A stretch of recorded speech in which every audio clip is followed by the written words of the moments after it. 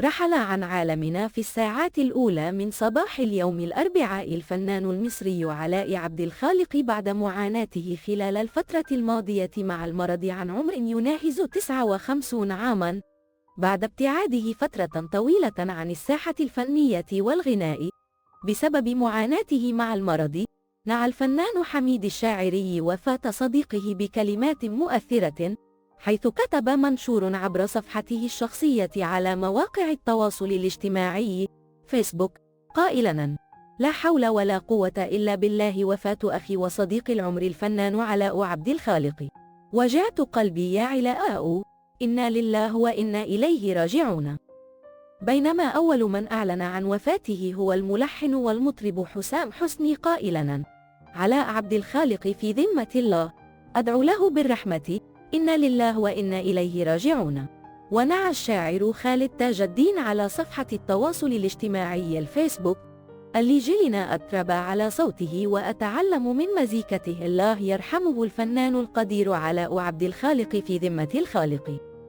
وبينما كتب الفنانة نجلاء بدر على صفحتها: لا إله إلا الله، وفاة الفنان علاء عبد الخالق. ونشر المطرب إيساف على صفحته الشخصية قائلاً: إنا لله وإنا إليه راجعون، البقاء لله، ربنا يرحم، زعلت أوي تعلمنا من فنانين هذا الجيل كل حاجة حلوة.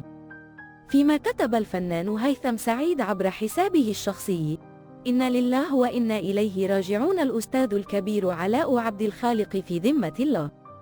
ينام كتب الفنان محمد فؤاد نعيا وفاة المطرب علاء عبد الخالق قائلا: إنا لله وإنا إليه راجعون، ننعى ببالغ الأسى والحزن وفاة الأخ الغالي والصديق العزيز الفنان المحترم الخلوق علاء عبد الخالق رحمه الله وأسكنه فسيح جناته. بينما نشر المطرب والملحن عمرو مصطفى صورة الفنان الراحل معلقا عليها: إنا لله وإنا إليه راجعون، الله يرحمك يا محترم.